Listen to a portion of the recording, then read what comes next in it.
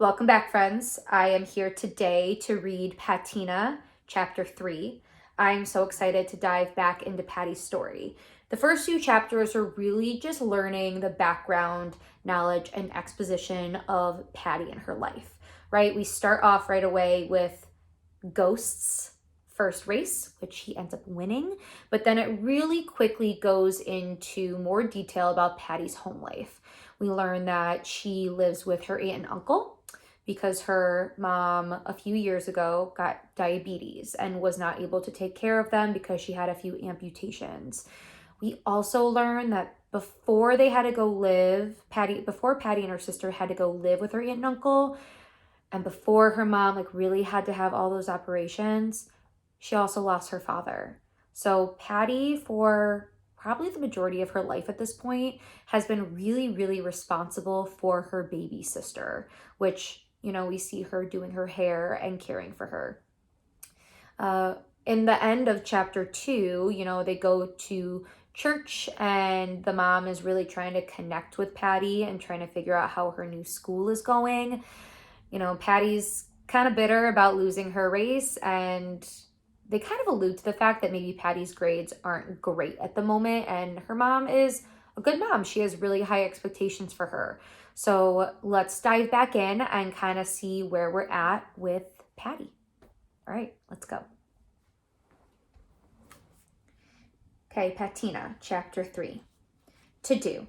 Introduce myself, which I should have done a while ago. I should probably introduce myself.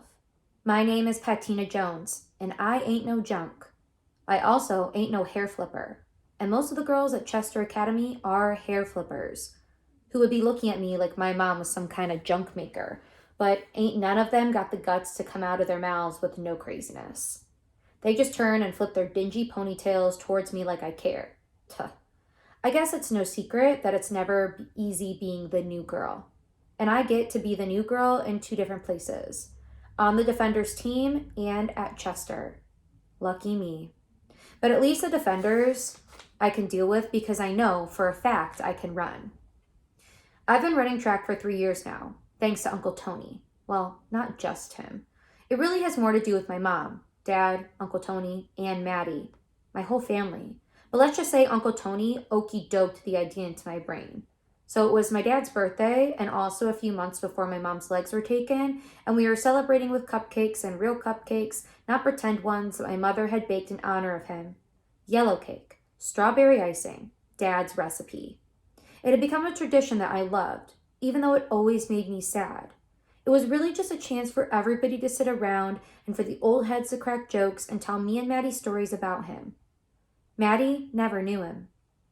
And even though I did, and I remember him, I'll never, ever forget him. There were a lot of things I just didn't know, like how he used to make beats and sell instrumental tapes to aspiring rappers and singers in the neighborhood, and how he used the money he made from that to put himself through culinary school to become a pastry chef, and how he loved letting me lick the batter off the spoon before baking a cake, but not really as much as he loved seeing me chomp down on the finished product. But apparently, according to Uncle Tony, none of these things were as sweet to him as seeing me run. Your daddy called me when you took your first step, Uncle Tony, peeling the paper back from his cupcake, explained in the middle of an I remember when session.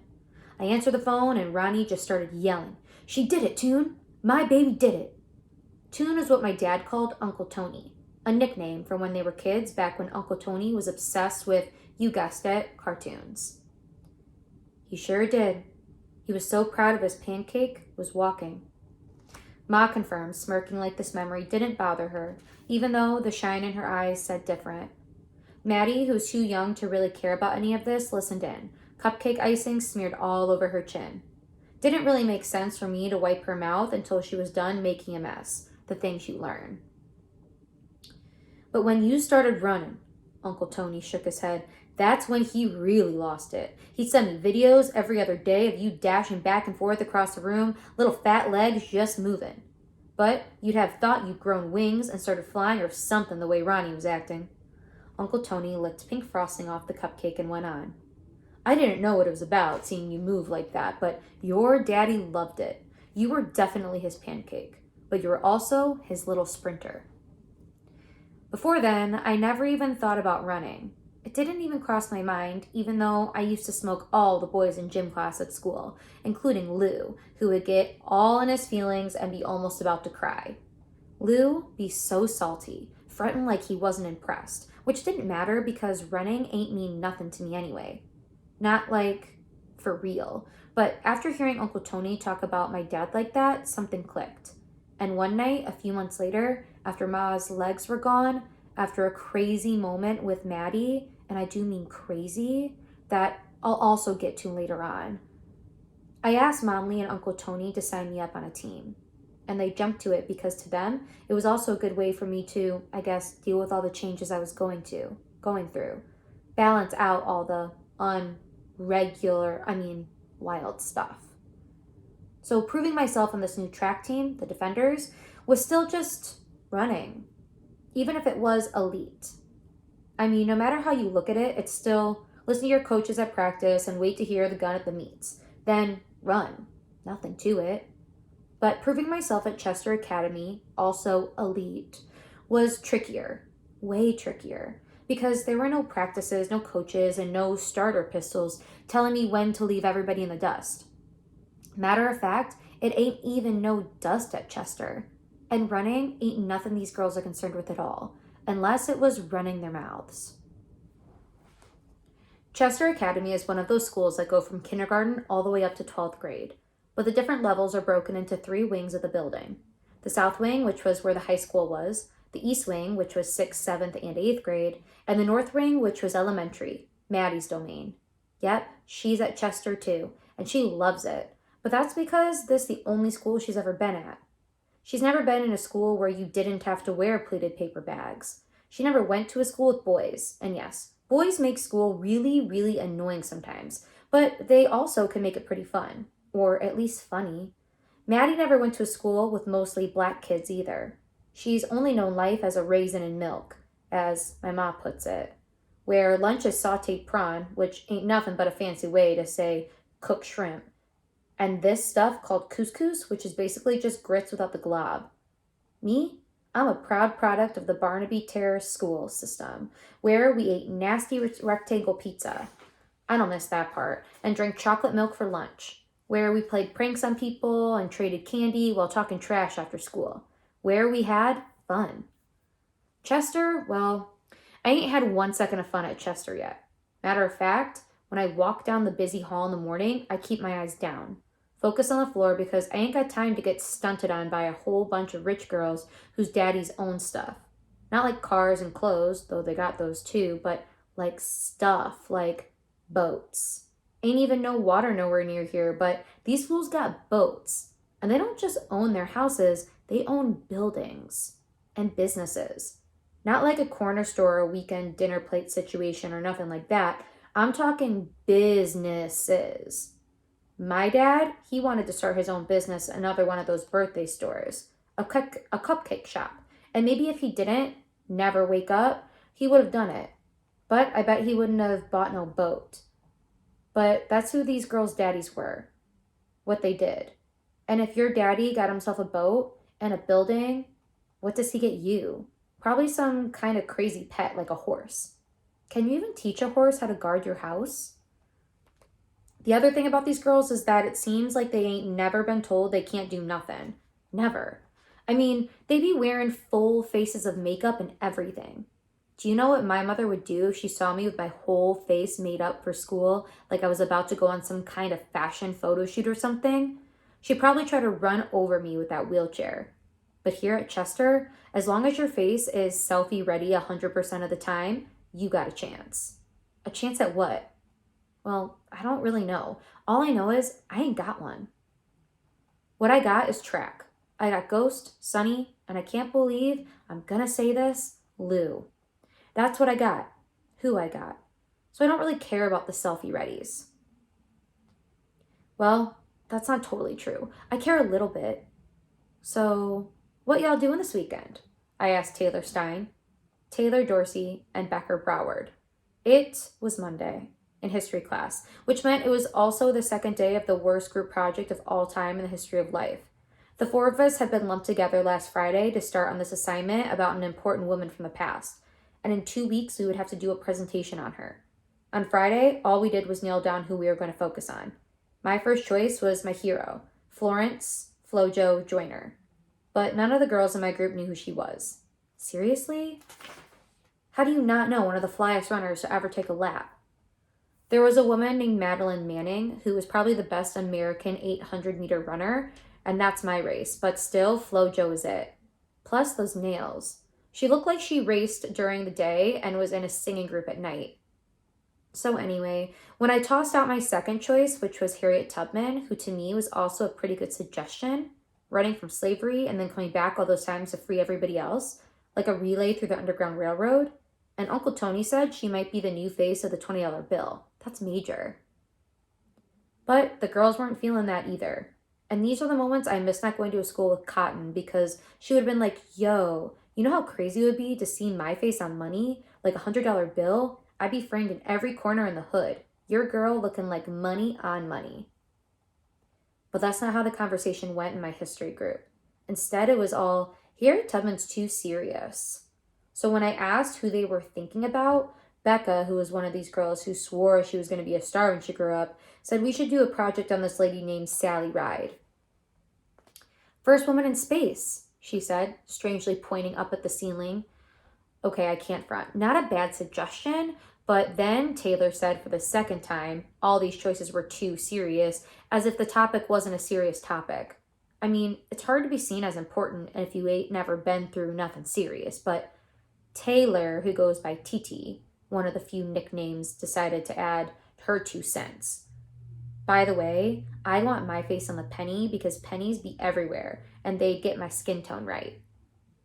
And muddy up your brainstorming sessions with the brilliant suggestion of Taylor Swift. Becca didn't say nothing, and I wanted to shoot it down because we already had a Taylor and a Taylor in the group, and I just couldn't take another one. But thankfully, Taylor hit TT with a swift no. So since serious was all I kept hearing on Friday, I decided to keep Monday light by trying out some of the Momly Ma special. Some good old small talk. And no, I don't know why I care. Why these girls in my class matter to me, except for the fact that I'm just trying to make the best of the situation. I figured weekends had to be a common bond. I mean, it don't matter who you are, Saturday is Saturday. This weekend, well, TT started. She used the long, skinny part of a pen cap to scrape grime from under her nails. Saturday, I hit them all. Me too, Taylor followed. I know you did because you were with me. TT squealed to Taylor, clenching her fingers in a bare paw to check her nails. Oh, I guess I should make that clear that TT and Taylor are best friends. Besties, another word I don't like. It's just stupid. Bestie and best friend take the exact same amount of time to say. It ain't like an abbreviation.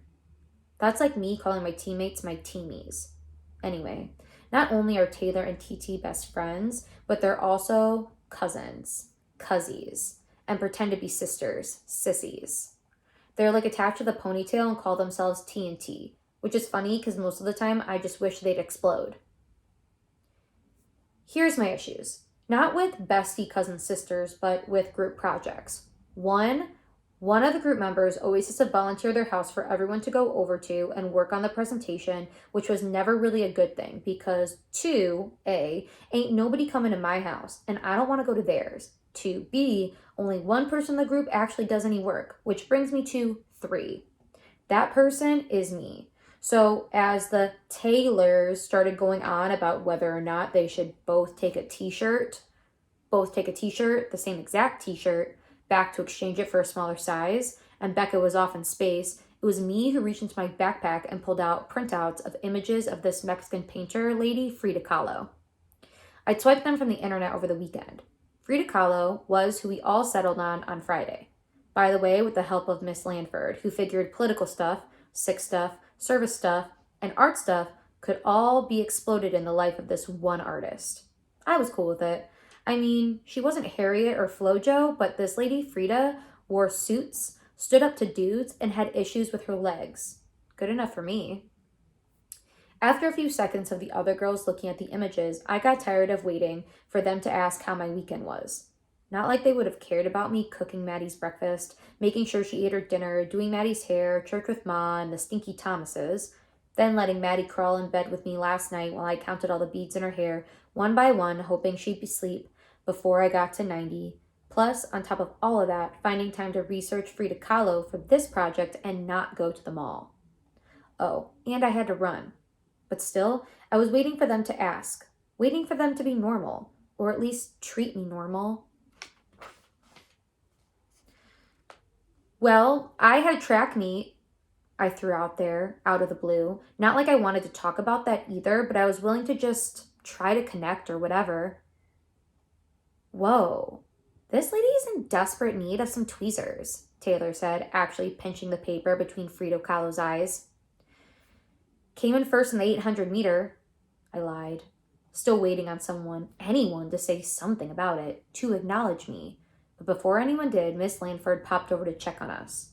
How are you doing, ladies? Miss Lanford was now standing beside our desks, which had been pushed together into a square, all of us facing each other, the pictures of Frida, bright-colored self-portraits including monkeys, birds, and flowers spread out. The girls all flashed toothpaste commercial smiles and gave different versions of good. I bit my bottom lip and prayed for the bell. After school, I never wasted time at my locker. I scurried down to the end of the main corridor, eyes darting from forward to floor through the mess of hair flippers. The Rathlets. Kids who feel like it's a sport to make everyone's life miserable. The know-it-alls, the know-nothings, the hush-hushes, super quiet, super shy, the YMBCs, you might be cuckoo. The girls who wear all black and cover their backpacks with buttons and pins, and the girls whose boyfriends, brothers, and fathers all wear khaki pants. Every day. I know this sounds kind of mean, but it's real. So real. It's like a rich kid obstacle course, and once I make it all the way to the end, I walk through the courtyard to the north wing, where I then have to maneuver through the younger version of all these same categories, except way cuter and less annoying. And the cutest and least annoying of them all, in my opinion, is Maddie, who I always find waiting for me just outside her teacher, Mrs. Stein, who she calls Mrs. S.'s door. Ready? I ask awkwardly, wrapping my arms around her detachable hunchback she calls a backpack. Only way I can get a hug in with that thing on. Yep. She turns around and throws a peace sign up to her friends, then turns back and squeezes me, tries to lift me. It's something she's been doing for a while. She has a weird obsession with being strong, with proving she can lift heavy things. She got it, and the peace sign thing too, from Uncle Tony, who used to do push-ups with Maddie sitting on his back, counting in a cartoon voice. Mickey Mouse, Goofy. Anyway, after Maddie's cheese and squeeze, we head out to meet Momley, who is always there on time to meet us in the car pickup line. I'm sure I don't have to tell you what the ride home was like. Maddie talking. Mona got glue in her hair again. I picked Willa up. Lauren cried 6 times. You know Willa, right? She's bigger than me. Miss S's birthday's on Thursday. I think she's turning like 80. She's so lucky she gets to spend it on the farm. We'll try to get the cows to moo. Happy birthday to her. Oh, don't forget, you have to drive me to the farm on Thursday, Momley. Mrs. S reminded us, so I'm reminding you. Hopefully Lauren won't cry the whole time. Anyway, Riley won't pass the ball to me at first, but then she did, and then I passed it back, and then she passed it to Rachel, and then... While Maddie maddied, I changed my clothes in the back seat. It was my daily shape-shifting routine, which wasn't a big deal because I always wore my shorts under my skirt and a tank top under my button-up. So that by the time we reached MLK Park, my homework started, and I told Maddie what I told her every day, that I'd help her with hers after practice. I was ready to jump out and run from my motor mouth little sister and hit the track, which I gotta admit for me, even with just a second place ribbon, was sometimes more home than home. All right, that was chapter 3 of Patina. It does not sound like Patty is having a great experience at school. She was like really trying to connect with those girls and they just weren't really seeing her. And that kind of hurts my heart a little bit. I'm hoping at some point in the next 2 chapters, like she finds a friend at school. But I'm excited that she, in chapter 4, is going to be at practice. So tune in next time, chapter 4. Stay safe, wash your hands.